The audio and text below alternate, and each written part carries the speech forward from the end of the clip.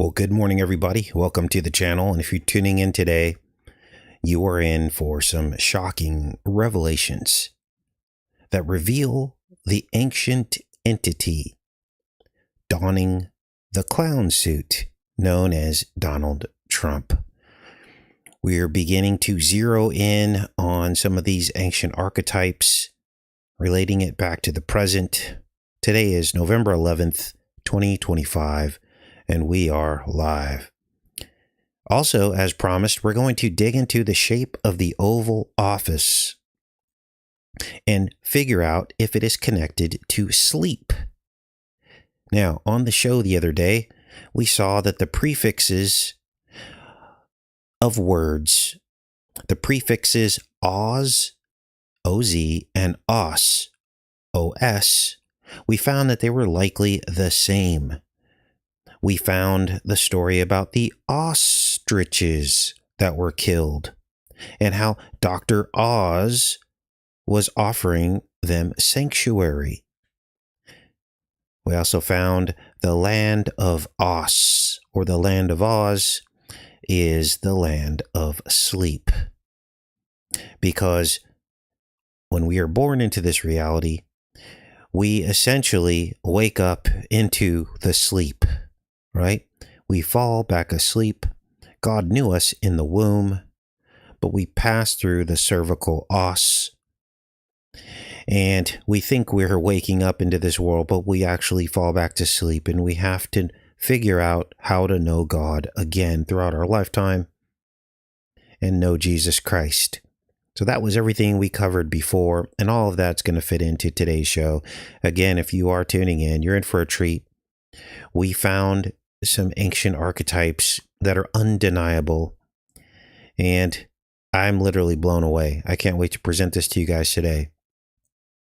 So how does this oval shape fit in? Well, let's get into that.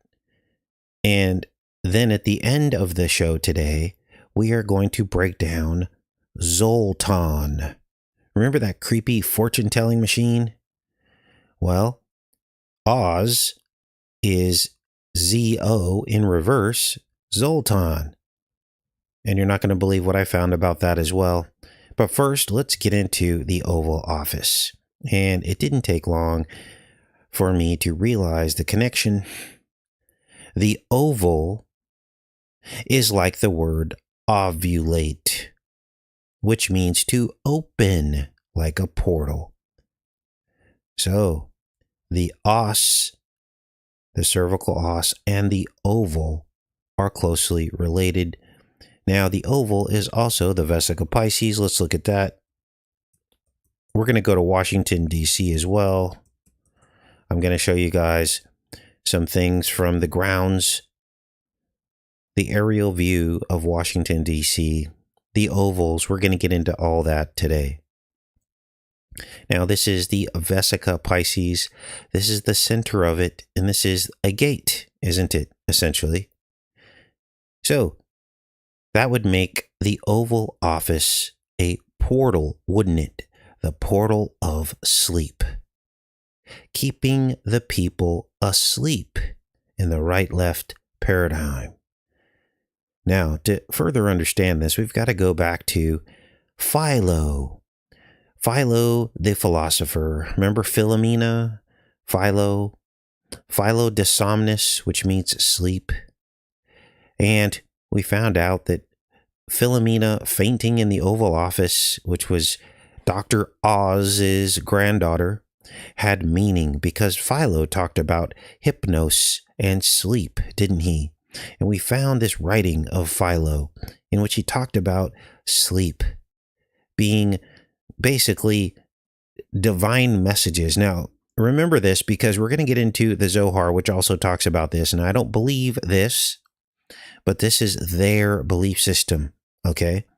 So we have to figure out how these people are thinking and how they're going to put us all to sleep is what they're trying to do. This is why they rolled out Ozempic, which makes you sleepy, right? But let's begin to break this down. Let's not get off track here. What you're looking at on your screen is Philo's De Somnis. And in this writing, he talks about speech, and he describes speech, as being the darkness that covers man, which would make sense, right? Since speech is what comes out of the Oval Office. It's an orifice of speech. It is a portal of speech where they have press conferences where the president addresses the nation. All the gold inside the Oval Office. I mean, you guys, this is off the chain. Now, the speech that keeps man in darkness was talked about by Philo himself. Let's read what he says about the book of Exodus, chapter 26. It speaks about a cloak that is returned to the person wearing it at night. And this is what Philo believes that this represents. Let's read this. It says, the statute to which he appeals is Exodus 26. If thou take in pledge the cloak of thy neighbor, thou shalt restore it to him before going down of the sun, for this is the only covering. This is the cloak of his unseemliness. Wherein shall he sleep? In other words, where shall he sleep? If therefore he cry unto me, I will hear him, for I am merciful. This is God talking. And he's saying that the cloak is necessary when the person goes to sleep. Let's keep reading here. Is it not natural that those who think that the lawgiver showed such zeal for raiment should remind us, if not abuse us, saying, what is this? The creator and governor of the universe call himself merciful in respect of so trivial a matter as this? They're talking about the returning of the cloak before a person goes to sleep, before the sun goes down. Such a view is characteristic of those who do not understand the greatness of the virtue of the all-great God, and without any warrant attribute human pettiness of mind to the uncreated and incorruptible nature of God. It is not strange that the creditors should keep the pledges until they recover their own. If the debtors are poor, it would have been better to write a law that should rather assist them with alms. But for what could a man pledge his only garment? No one lacks the necessities of life so long as they are springs of water and the earth bears its yearly harvest. And why is the garment to be restored at night, when darkness would conceal his shame? Nothing is said about the return of the bedclothes in the morning. Indeed, the peculiarity of the language is sufficient to lead even the slowest to perceive some meaning other than the literal. Such considerations may be urged against the wiseacres who insist upon a literal interpretation and lift their eyebrows at any other. Let us follow the laws of allegory. The cloak is a symbol of speech, the best given from God to man. Speech enables him to resist all revolutionaries. It conceals his faults and leads him to amendment. But there are some who take his speech in pledge and rob him of it. Such wage implacable warfare against the rational nature. So, how he makes the jump from a cloak given back to a person at night and speech, I don't get how he made that jump. But he goes on and on and on about this. And this seems to fit in to the land of Oz, the Oval Office from which speech emanates to take away your speech, right? Keeping us asleep in the right-left paradigm. Philo literally believes that the darkness that covers man is speech. Now, I want to explore another aspect that we revealed years ago when Biden was president, and I believe that this aspect fits into all this. The word inauguration. And remember, we broke this down, and we realized that the word augur is in the word inauguration. An augur is a spiral device used to remove something so that something else can be inserted. A spiral is a portal. And so you have to ask yourself, are inaugurations possession rituals? We thought that they probably were. Now, this word augur and inaugurations, they're peculiar words because they also contain the word AU, which is the word for gold.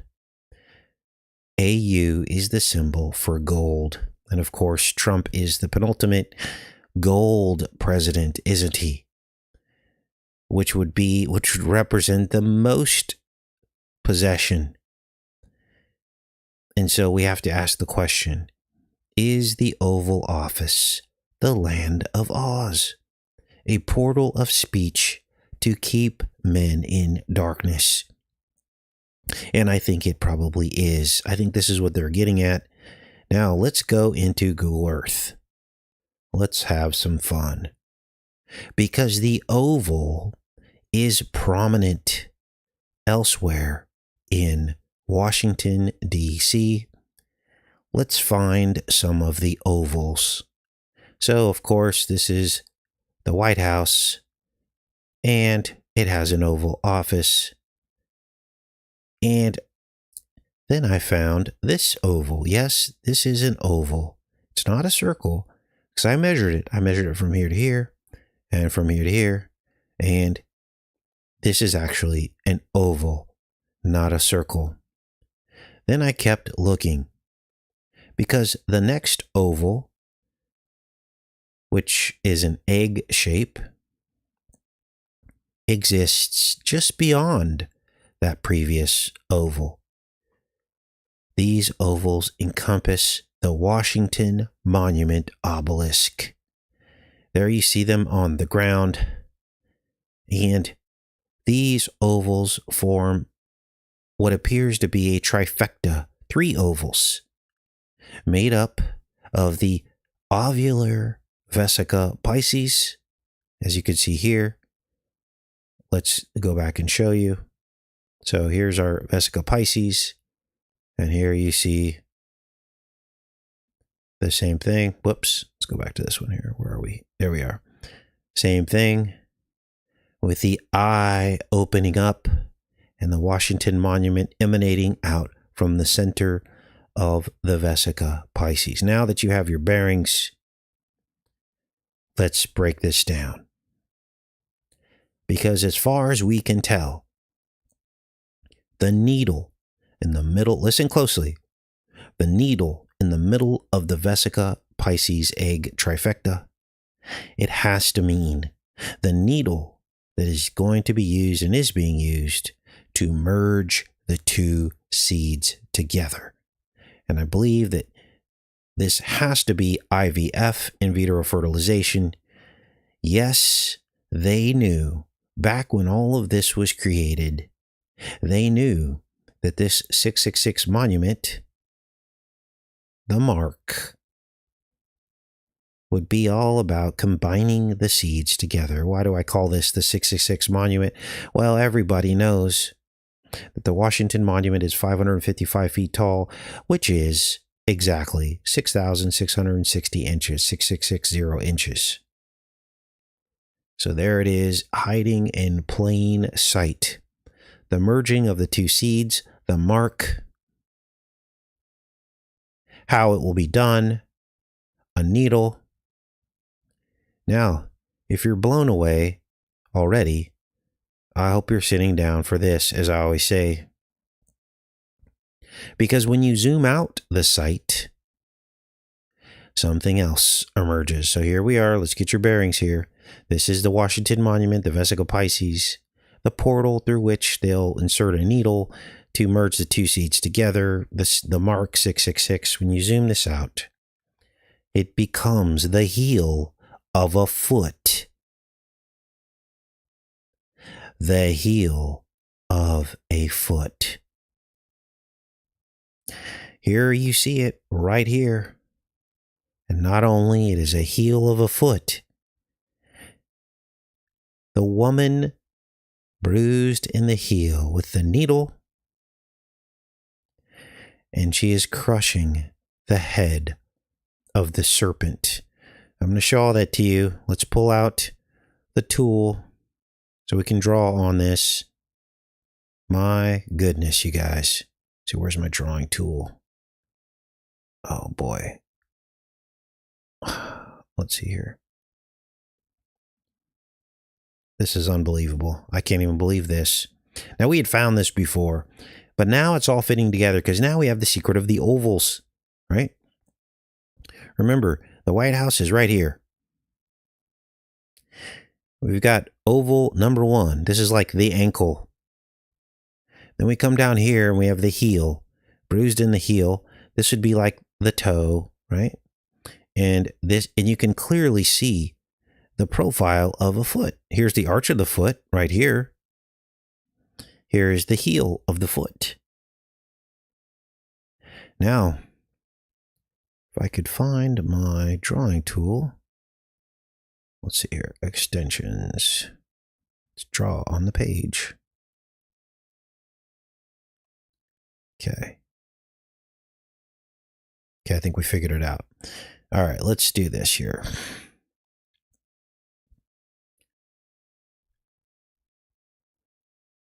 Got to move this. There we go. Let's draw on the page. Let me draw this heel out for you. In case you've lost your mind. Well, wait till you see this. Sorry for the... Oh, this kind of goes up. See how that goes up there? And like that. There's the foot. And I know that's a little bit sloppy, but it's the best we could do. So, what is this about? Well, let's go to an even wider view. Because you can literally see the head of a serpent underneath the heel of the foot, crushing the head of the serpent, but the serpent bruising the woman, the seed of the woman, and the heel. Remember, this is about the seed of the serpent and the seed of the woman, except the serpent has other ideas. He's going to merge the seeds together so that to try to interrupt the prophecy. But it's not going to work. Let's try to outline this image here. I think, okay, there we go. That's how we're going to have to do it.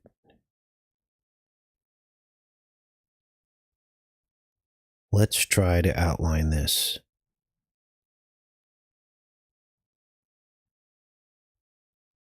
So, where is the serpent's head? Well, it's pretty easy to see if you have eyes to see. There's part of the head there, and you can see the tongue comes off here, these roads, kind of splits. So I have the split tongue. Then we have it here. And this particular serpent has devil horns, kind of like Trump's hair. Then it wraps around this dark pool. This must be... Whoa. Look at that. The dark pool is what's in the needle. This is how they're going to merge the seeds. Holy smokes. Let's fix this for you guys. Whoops. There you can see it.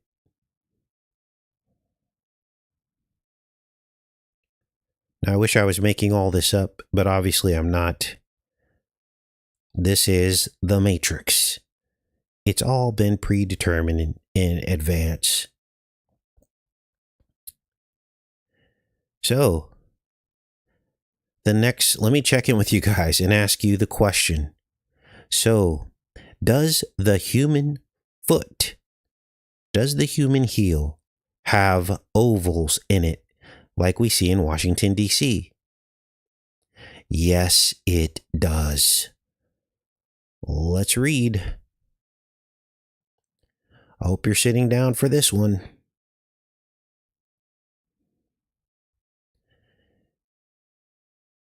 The os, the land of os, is in the heel, is an accessory bone that can form in the back of the ankle, near the heel bone.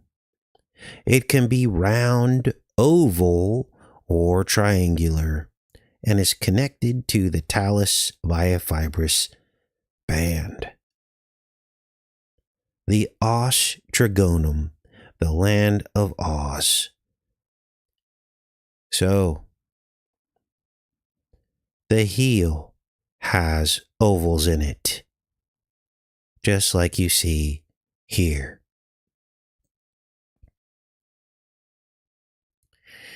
And now a whole new spiritual world opens up, doesn't it? Trump's bone spurs in his heels and his swollen ankle, all manifesting out of the spiritual.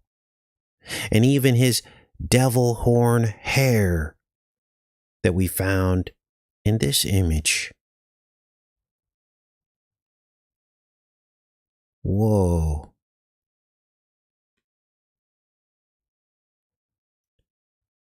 That's a trip. So, now if you don't know about the devil horn hair, that was day before yesterday's show.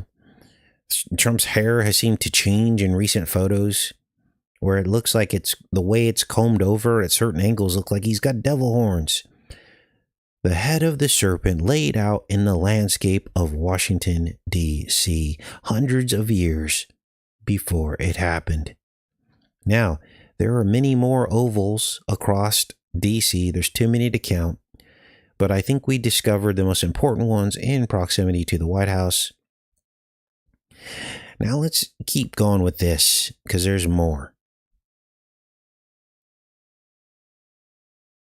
Humpty Dumpty was an oval egg, wasn't he? Here he is right here. So I wanted to go down that rabbit hole briefly with you guys. Now that we know that the oval is connected to Trump, the heel, the bone spurs, the os in the heel, right? The swollen ankles, it's pretty apparent.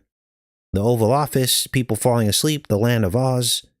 Now that we know that, we can now look at Humpty Dumpty, which is also an oval, right?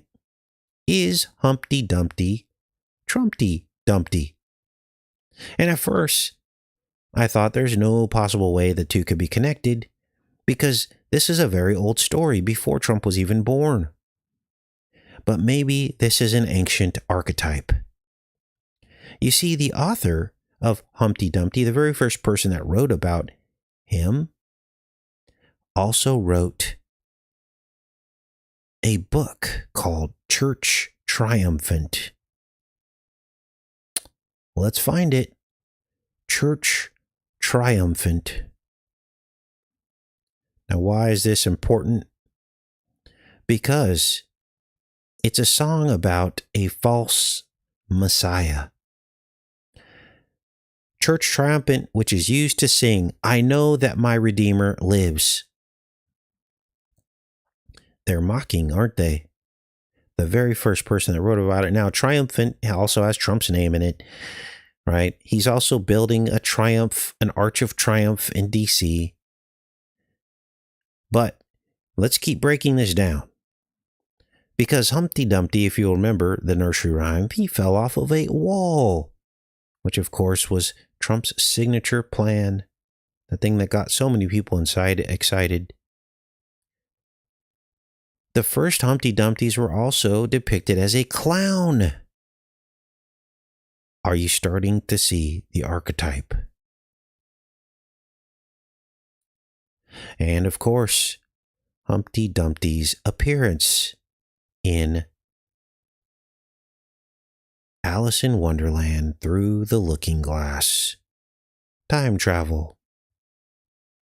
So we have walls, we have Trumpty, we have triumph, we have clowns, we have a false messiah, we have the oval looking glass. Is this nursery rhyme connected to some ancient archetype, some ancient entity?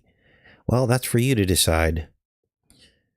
But let me give you some more evidence as we get into another Oz matrix. Which one is that? Well, none other than the ZOHAR, which of course has Oz backwards. Remember, in the Hebrew language, everything is spelled backwards. So Oz and Zohar could be the same thing. We're also going to talk about another part of the Oz matrix, which is Zoltan. The fortune-telling machine, Zoltan, has to be a knockoff from Zohar, and I'll explain to you why. Let's start with Zohar. And I'll put a link to all this for you guys. So you can, we're not going to dig too far into the Zohar because it is forbidden Jewish mysticism. It is the Kabbalah. And we're not supposed to delve into such things because of the demonic nature of these teachings. But just know that it is connected to the Talmud and basically is a book of magic. And to my shock and horror, the Zohar actually talks about the land of Oz. The land of sleep and dreams. According to the Zohar, sleep is a spiritual journey where the soul ascends to a higher realm to receive insights, healing, and a spiritual renewal, while dreams are messages from the higher plane. Sound familiar? It should. Because this is exactly what Philo wrote about. Philomena, the first who passed out into the land of Oz in the Oval Office. So now, your mind's probably churning, and you realize that the Wizard of Oz was really the Wizard of Zohar, a Kabbalistic movie produced and the most popular movie of its era, produced and popularized. And it was literally a Kabbalistic movie. Wow. Well, it seems as though we have unlocked some of the secrets of deception that is leading many true followers of God to the pit, because they've been programmed by this stuff for as long as we can remember. So, you're probably wondering, so what does Zoltar, the fortune-telling machine, have to do with all this? Well, we all remember Zoltar. Let's find it here. This was Zoltar. Now, even as a child, everybody remembers this. There's another Oz connection here. Everybody remembers this creepy machine that nobody played with. And it was conveniently inserted into many arcades across America. I would say probably a third of the arcades that I went to in the 70s and 80s and 90s had this creepy machine. Nobody ever used it, but it just sat there all creepy, right? And even as a child, I knew to make a wide turn around this machine, right? And at this point, it's obvious that Zoltar was a knockoff of the Zohar, the Jewish mysticism and magic. But the connections go way deeper. And here's where I was just blown away. I looked up Zoltar, right? Because I wanted to know what's going on, and listen closely, okay? We're not just throwing a bunch of things together. This is real. The machine first appeared in movies and TV shows connected to time travel. Are you ready? The first appearance of this machine in a TV show was in a Twilight Zone episode. Remember, Zone? O-Z-Z-O. The land of Oz is the Twilight Zone. So now we've unlocked another key. The Twilight Zone was all about the veil of reality between what's real and what's not, between the physical and the spiritual. The Twilight Zone is the land of Oz. And the episode is called The Nick of Time. Now, let's go to this episode, because this is huge, you guys. Here it is, The Nick of Time, the Twilight Zone episode. And I was like, I pulled this up and I'm like, there's no possible way this could be connected to Donald Trump, but it actually is. He was only 14 years old, and the episode was 2 times 7, which was 14.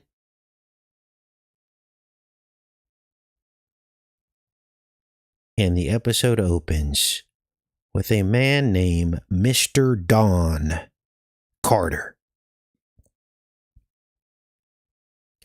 And he's with his wife, and they're going to New York. Is Donald Trump an ancient entity? I think he probably is, but let me show you the rest of the evidence here. They are on their way to New York, and they insert a penny into the ZOLTAR machine.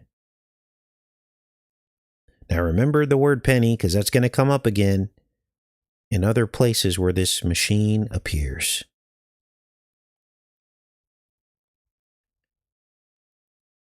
They insert the penny. Dawn. Going to New York. Now, the machine also appears in the movie Big from 1988, which is another time travel number. We firmly established the number 88 as a time travel number. It's also a twin number. And remember, in the movie Big, Penny, there's the word again, is twinned into a bigger version of herself. A twin. Wow. And this is why the movie Big released on a twin date, not only 1988, but June 3rd, which has it's the 155th day of the year in leap years with 211 remaining. So 2 twin numbers in the date that this released. Now, what does penny represent in all this? Well, the penny in the Twilight Zone episode and the movie Mr. Big has to be about the copper. It has to be about the copper.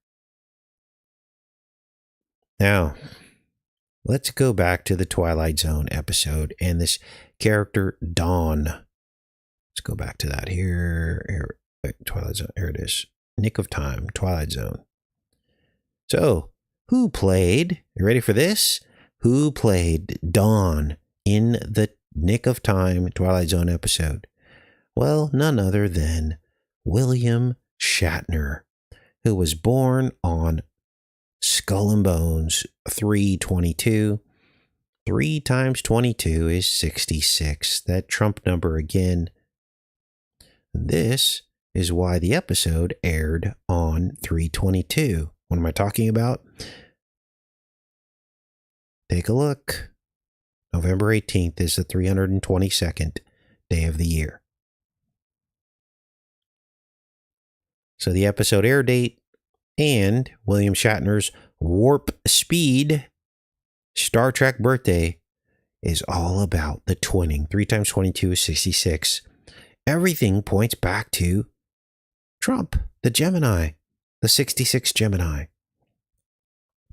Long before he was anything, he was just a boy. Now, are you ready for this? The machine, the fortune-telling machine, appears another time in Big Brother. Big Brother. And that most definitely has to be connected to its previous appearance in the movie Big. Remember Trump's signature term, bigly, big?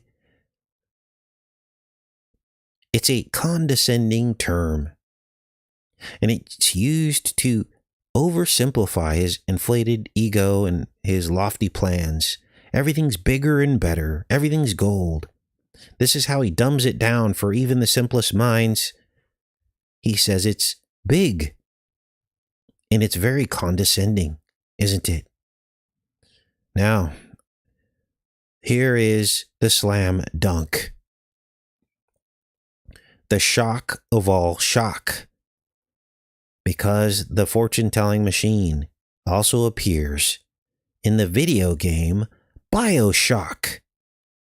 And it goes by the name Epstein. Can't make this up. Here it is. Epstein the Swami. Which, of course, is also connected to Donald Trump, obviously. Let's read this, you guys. This fortune-telling machine appeared in the video game BioShock. Epstein the Swami machines are pessimistic coin-operated fortune-telling vending machines found in Fort Frolic. FF is 66. There it is again. You can't make this up. So you're probably thinking, oh, Casey, well, this simple explanation for all this. They named this BioShock machine after Jeffrey Epstein after he was arrested. Well, you're probably right about that because I had to look it up. The game came out in 2007, and that was 2 years after Epstein's first arrest. But what about all these Trump connections that we just uncovered? And what about the plot of the BioShock game, which is all about abducting little girls that they did experiments on, and their substance was harvested from their souls. The substance was called Adam, which is exactly what Epstein was doing. He wanted to be the new Adam, didn't he? By breeding. And the game calls these girls little sisters, and they had big daddies, which of course we know what all that means. I mean, how sick is this, you guys? The video game literally knew what he was doing, knew what was going on. Yes, Epstein was likely doing IVF, bringing us full circle back to the ovals and the needles and Washington, D.C., the bruising of the heel. And Trump's plans for IVF makes you wonder. And now you see it like I see it. We are dealing with an ancient entity in Donald Trump. There's no other way to slice it. This is the end of something. And that's the hope that we're getting close to the end. We have to be. For all of this symbolism to be surrounding a single president, we have to be close to the end, don't we? We have to be. Now, tomorrow will be a re-upload, and then the day after that, we're going to get into the Huggy Bear Matrix. Erica Kirk is basically, if a man was doing what she was doing, they would consider it groping. But because she's a grieving widow, there are more instances of her doing this to married men, and people are taking notice of this. It has now become something bizarre. So we're going to break that down along with other headlines day after tomorrow. But I believe tomorrow is going to be a re-upload. Let me go into the chat. Blown away, you guys. Blown away. I'll put links to all this for you. Do you guys have any questions about all this before I pop off of here? Wow. Can you believe this? Can you believe it? I can't.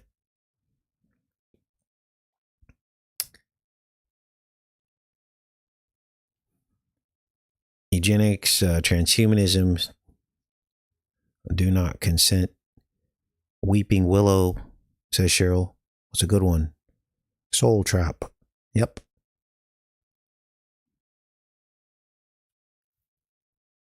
Thanks, Rod Jones. Yes, the entire Christian nation is practicing pagan Babylonian rituals, veiled as Christian holidays. You nailed it, Julia. Nailed it.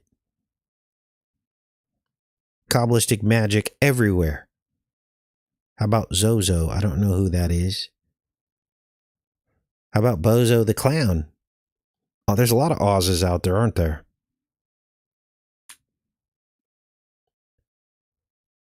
Okay. Now, this channel is obviously being shadow banned. What I just presented to you is groundbreaking information. and they're not sending out notifications for the channel. So the only way that this channel is going to grow and reach other people who can see this information is if you guys, all of you who are on Facebook, share it. Now, I understand that many of your Facebook friends probably don't care, but the very fact that you publish that, there's some term that they use, but basically it's the more places that this is put and people click on it, it helps force YouTube to share the video. It's called engagement, I think is what it's called. I know this is the back end of the channel and you probably don't really care about this, but this is what you can do to help grow the channel. The channel's not going to grow without you guys helping. All right. So share it, even if, and I know some of you aren't even able to share the video. You try to share it and it will like blocks you. That means we're shadow banned. So I think a lot more people are waking up. It's crazy. Now, I believe that Candace Owens is likely a psyop, okay, because she's pushing the whole Catholic movement. But it's interesting now that she, the #1 podcaster in America, is now delving into some of the very same topics that we are covering on this channel, looking at the synchronicities, looking at connections, and now they're trying to demolish her. They're saying that she is being irresponsible by having free thought. These are all the things we've been talking about, you guys, about free thought, about the Matrix and how it works, about true evil, who's behind it. These are all topics we've been talking about. And all of a sudden, the #1 podcaster in America is delving into this. I think we're on the precipice of something huge, aren't we? Now, again, not to say that she's going to bring all this to light. I think there's a psyop behind the psyop. Okay. And I could be wrong, but this is, she's vowing now to find the killers of Charlie Kirk, right? She's the only one. And she's met with heavy resistance from the ZOHAR people. And guess what? They're accusing her of running a cult. Just all the exact same things that they've accused us of, right? They said, oh, the definition of a cult is that you tell the people that come to your channel that they're part of the channel. That's what we do. And at the end, you answer questions. That's what we do. And it's like all the exact stuff that we've been talking about. So they're basically trying to discredit what is the true love, true gifts, and all this. And they're doing it through Candace Owens. And I suspect there will be a controlled demolition at some point of her channel, which will then bring down all the other channels who have the same format. You guys, we've had this format for years, haven't we? And I'm not trying to say Candace Owens copied our format, but it's interesting that it has some of the same elements that we do, right? Giving the glory to God, always.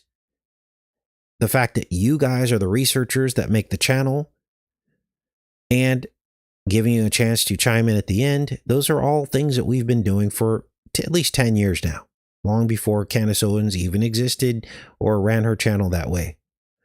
So we're entering strange times, you guys.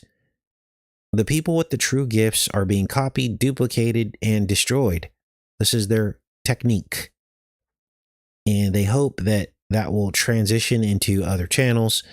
We won't let that happen. We know that God is in control. And so, but it's just weird, right? It's weird seeing a lot of aspects on the #1 podcaster in America that are kind of reflected in what we've been talking about. You would think that it would bring more people to, watch channels like this.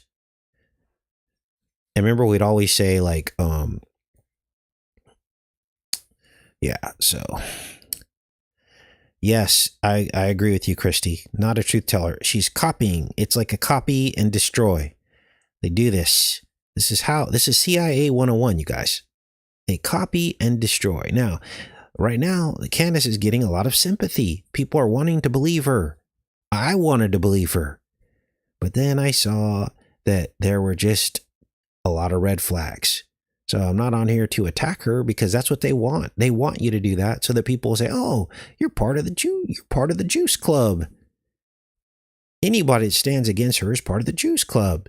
She has a lot of things that she has exposed, like the magic bullet, right? That didn't pass through Charlie's neck. That alone should wake a lot of people up. But it's weird that she paired this with a losing investigation into, Bridget Macron. Like, you're not going to win that, okay? All that's going to do is bring negativity. And so that's weird that all that got paired in with it. And I always told you guys I had my suspicions about the transvestigation movement.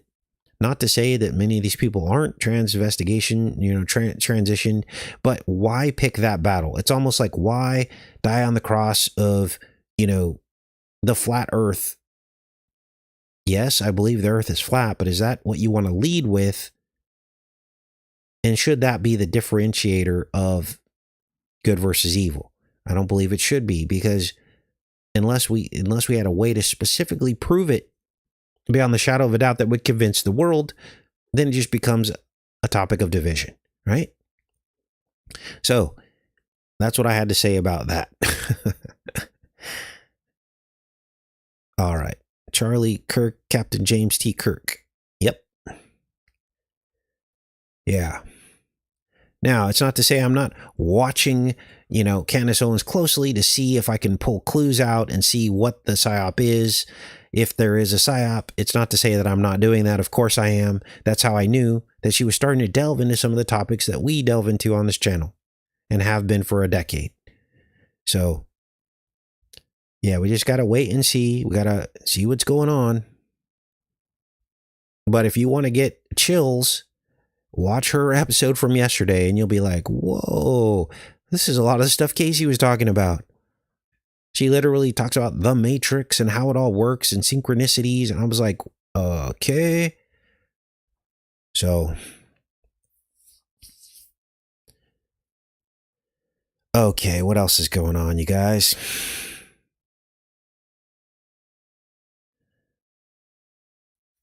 Yeah, there's some kind of psyop behind. Oh, here's another thing. Okay, remember from day one, I remember this specifically about the 6th of Jan. I remember this specifically because I got a strike. They struck me out. Why? Because it was like the next day after it happened, I said it was a giant honey trap, remember? And I told you that the right and the left were working together, and that basically Trump summonsed all these people, and that if they really wanted to stop something like this, they had everybody's credit card information. They saw them gassing up on their way to the Capitol. They saw this gathering threat, right? They saw all the people coming. They could see everything, you guys. They could see when you buy a bat or a crowbar, right? They see it all, and they did nothing to stop it. And I told you that Trump was in on it, and later we were proven to be true because Trump could have pre-pardoned those people before he left office, the same way that Biden pre-pardoned Fauci before he left office, right? And he failed to do that, so they rounded everybody up, thousands and thousands of people. And remember I told you that it was a giant honey trap. Well, I got a strike for that. They did not want people to know early on that Trump was in on all that. That he basically summons them because he knew they would get rounded up. Now we're starting to see the truth, aren't we? Because Trump is in bed with Palantir and Project Gotham, pre-crime. This is exactly the kind of people they're going after. They're looking at all your credit card information. They're determining if you are likely to commit a crime. And then they just go raid your house and arrest you. They black bag you. They can hide behind the auspices of ICE. They could say it was an ICE raid or they're in the area doing ICE. And they just pick up a couple other people on the way. Well, lo and behold, now all of a sudden all these mainstream podcasters like Candace Owens in yesterday's show said the exact same thing. Oh, the right and left were working together. Where was this sentiment 4 years ago when we needed to hear it? Why all of a sudden now it's convenient when nothing can be done about it so that they can look like the truth tellers when really we were the only ones really talking about it being a honey trap. So there you go. They steal, kill, and destroy. They copy, and then they bring it all down. So, all right, I'm back in the chat, you guys. What a trip. Truth overload. Yeah. Well, let me summarize and make it super simple for you. We're dealing with an ancient entity in this president in this White House. We are now in the midst of a true Hunger Games. They're playing games with the people's ability to find food. There's a full frontal attack on nature and things that people used to be able to harvest out of nature to survive. We're seeing declining numbers in the deer population. There are more and more rules on how to harvest and when you can harvest things out of nature. The food supply is being tainted at record levels, far beyond what it ever has been before. And now they're like playing games with people's ability to get their SNAP benefit. These are the Hunger Games. And the Capitol, full of gold and decadence, just like in the Hunger Games is happening now.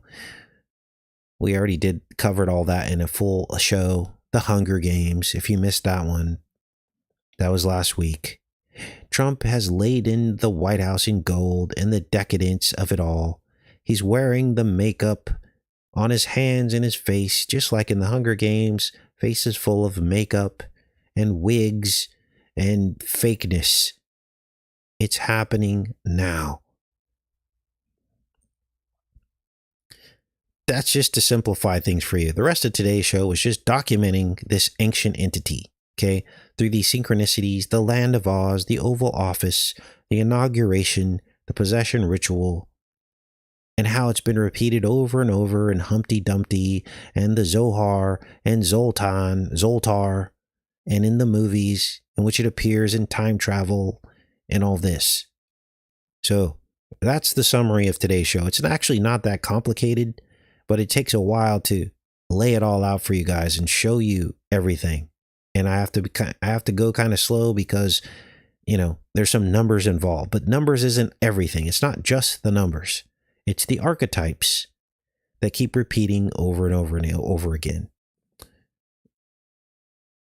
Repeating in Washington, D.C., the Washington Monument, the bruising in the heel, ovals everywhere. Oval is the egg. It is the seed of the serpent versus the seed of the woman, the very first prophecy in the book of Genesis. That's what this is all about. There's enmity between the two seeds. They've been battling since the beginning of time, and there's no different now. It's happening right now. So, Zoloft. Whoa, good one. Zoloft, another Oz key unlocked. Zoloft. Loft, like a loft is where you sleep. Zoloft, the land of Oz. Oz, Zo. Wow, good one. Snakes lay eggs, yes. Good job, you guys. Okay, what else? Oh, if you haven't already, thumbs up this video. This is going to be one of our most important videos ever. It would be sad to see this video sitting at 2,000 or 3,000 views with all the work that I put into this. So please thumbs it up and please share it on your Facebook, on your X, on your Twitter, and get the word out. And if you can, hype the video. I guess the hype helps as well, the hype button to get this out. All right, you guys. Well, I guess we're going to pop off of here. I love you, and I will see you tomorrow in the chat with the re-upload, and then after that with the Huggy Bear Gate. Can't wait to cover that one. Wow. Okay, have a great day, everybody.